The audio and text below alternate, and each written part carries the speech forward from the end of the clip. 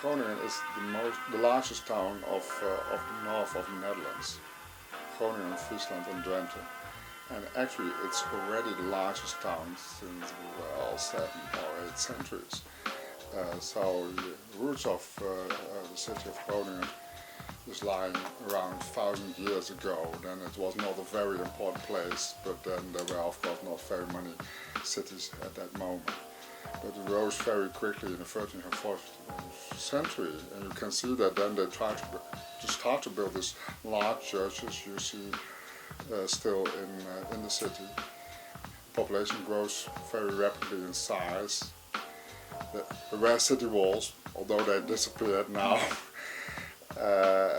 And you can say that actually the city of Groningen conquered parts of the countryside, and actually it was in charge of half of the city of Groningen. It even tried to get control of the other half. It tried to get control of Friesland, but it didn't manage.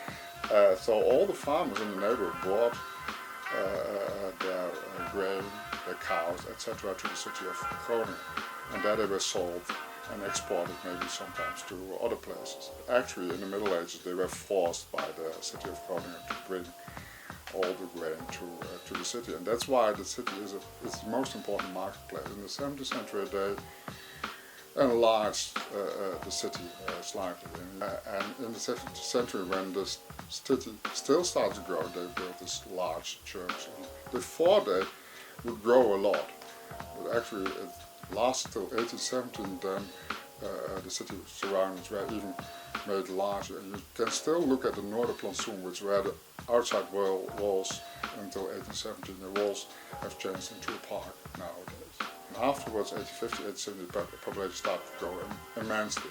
We now have nearly 200,000 inhabitants. Of course, this marketplace, it remained a marketplace. Now it's not important anymore, but you can, in the inner city near the Aarchurch, the Aarkerk, you have still the Albertheijn. And the Albertheijn is actually the former marketplace where grain was being sold.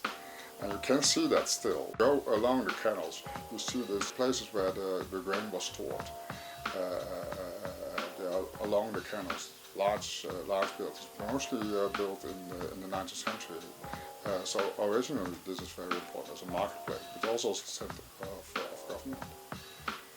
So we preserved a lot, but we lost also a lot during the Second World War, or actually in the fights in the last days.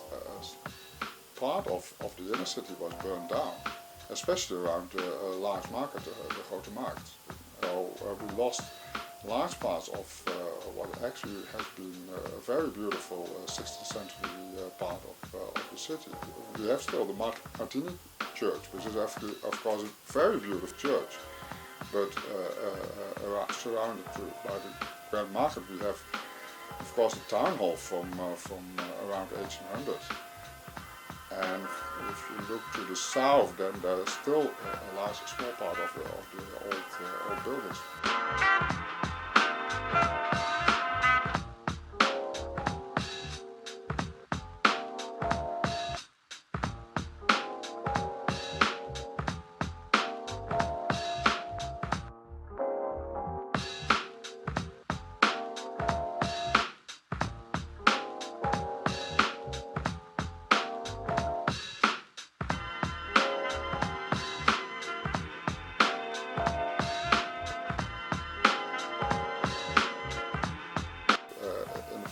Century, they started to build a very, very big church with a very, very high tower. Unfortunately, not high enough because the tower in Utrecht is higher. But we still think it's very high. And although it's already impressive if you are in the city, actually you must think of the city of Groningen as a city surrounded by the countryside.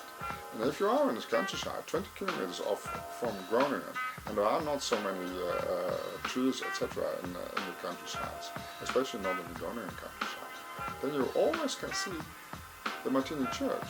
You can see it from very far away.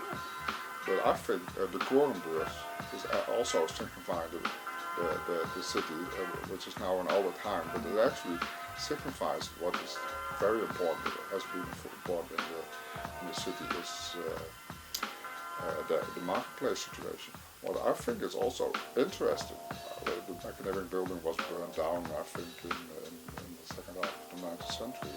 The academic building you see nowadays is something around 1900. The university is already 400 years old.